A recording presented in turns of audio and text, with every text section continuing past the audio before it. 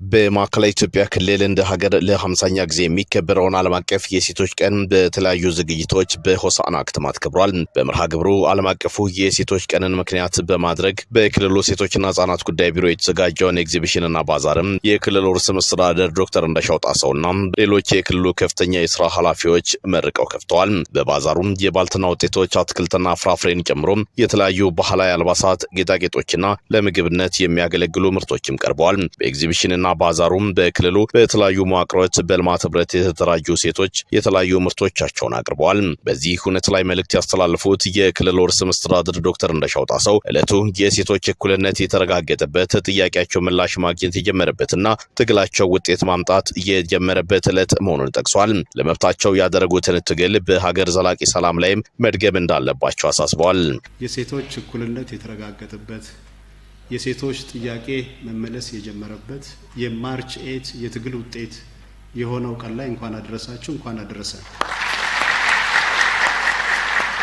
ሴቶች ለረጅም ዘመናት በቆዩበት ጊዜ የተገነዘብነው ጉዳይ አለ። ሴቶች ወደፊት ሲመጡ ቁጥራቸው በርካታ ሲሆን የሚመሩበት አካባቢ ይረጋጋል፣ ሰላማዊ ይሆናል።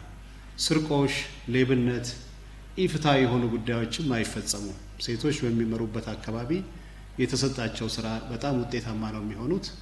ስለዚህ በየጊዜው የጀመርናቸው ጉዳዮች በዚሁ እያሻሻልን እንሄዳለንና የሰላምን ጉዳይ ሴቶች ቤትም ቁጭ ብላችሁ መስራት ትችላላችሁ፣ ቢሮ ቁጭ ብላችሁ መስራት ትችላላችሁ፣ አደባባይ ላይ መስራት ትችላላችሁና ሁልጊዜ የሰላም ጉዳይ አንደኛ ቁጥር አንድ ስራ ይሁን።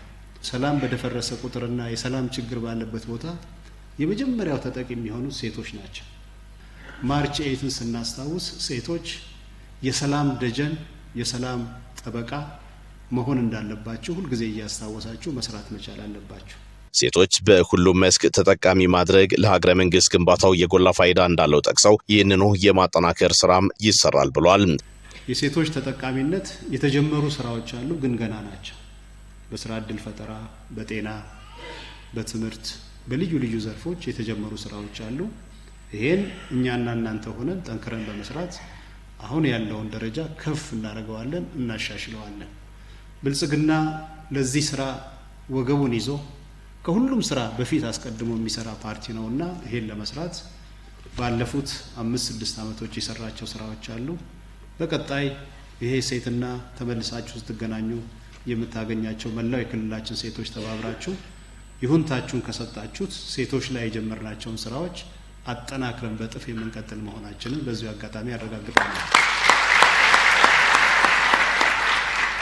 ተሳትፏቸውን ለማሳደግ እየተሰራ እንደሆነ የጠቀሱት ርዕሰ መስተዳድሩ በተለይ ከለውጡ መንግስት ወዲህ በርከት ያሉ ስራዎች ተሰርተው ውጤት አምጥተዋልም ብለዋል። ተሳትፎ የሚጀምረው የሴቶች ተሳትፎ ቤት ውስጥ ነው። ቤት ውስጥ ይጀምራል። ቤትን በጋራ ከማስተዳደር፣ ልጆችን በጋራ ከማሳደግ፣ የሀብት ባለቤት ከመሆን ይጀምራል። ይሄ ጅማሮ እየቀጠለ ሄዶ በቀበሌ ደረጃ፣ በወረዳ ደረጃ፣ በዞን ደረጃ፣ በክልል ደረጃ፣ በቢሮዎችም የተለያዩ ቢሮዎች ኃላፊነት ቦታ መምጣት ነው። ለዚህ ጉዳይ ደግሞ ክልላችንም መንግስታችንም ጠንካራ ስራ እየሰራ ነው ያለው። እናንተ በርቱ። ከበረታችሁ ፕሬዝዳንት ሆናላችሁ። ማን ይከለክላችኋል? መጠንከር ብቻ ነው። ከበረታችሁ ጠቅላይ ሚኒስትር ትሆናላችሁ። ማን ይከለክላችኋል? የአንዳንድ ሀገር ህጎች ሴቶች ወደፊት መጥተው አመራር እንዳይሆኑ በህግ ጽፈው አስቀምጠዋል። የኛ ህገ መንግስት ደግሞ ሁለቱም ጾታ በሚኖሩ ስልጣን ላይ እኩል ተጠቃሚ መሆን እንደሚችሉ ደግሞ ይደነግጋል። የሚያስፈልገው ነገር መበርታት፣ ጽናት መኖር ነው። ግድ ስልጣን ላይ በመምጣት ብቻ አይደለም ጽናት የሚታየው። በምትሰማሩበት መስክ ሁሉ ጠንካራ ሆኖ አንዳንድ ጊዜ የሆነ ችግር ያጋጥማል፣ የሆነ መከራ ያጋጥማል፣ የሆነ ነገር ያጋጥማል። ሸብረክ አትበሉ። በጽናት ፈጣሪያችሁን እያመሰገናችሁ እየጸለያችሁ ችግሮችን አሸነፉ። 7ኛው ጠቅላላ ምርጫ ሰላማዊ፣ ፍትሐዊና ተአማኒ ሆኖ እንዲጠናቀቅም ሴቶች ሚናቸውን እንዲወጡ ጥሪ አቅርበዋል።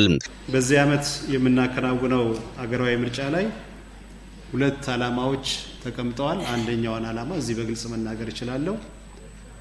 ምርጫው ሰላማዊ እንዲሆን፣ ተአማኒ እንዲሆን፣ ተሳትፎ እንዲኖረው የሁላችሁም የሴቶች አስተዋጽኦ በጣም ያስፈልጋል። እናንተ ምርጫን ኮንትሮል ማድረግ ትችላላችሁ፣ መቆጣጠር ትችላላችሁ።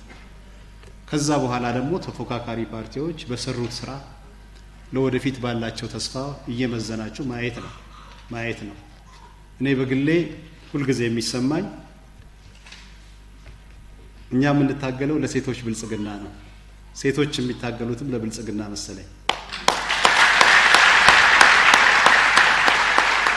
በመርሃ ግብሩም በ2017 ዓመተ ምህረት ከ6ኛ እስከ 12ኛ ክፍል ካሉ ተማሪዎች መካከል የላቀ ውጤት ላስመዘገቡ ሴት ተማሪዎችም እውቅና ተሰጥቷቸዋል።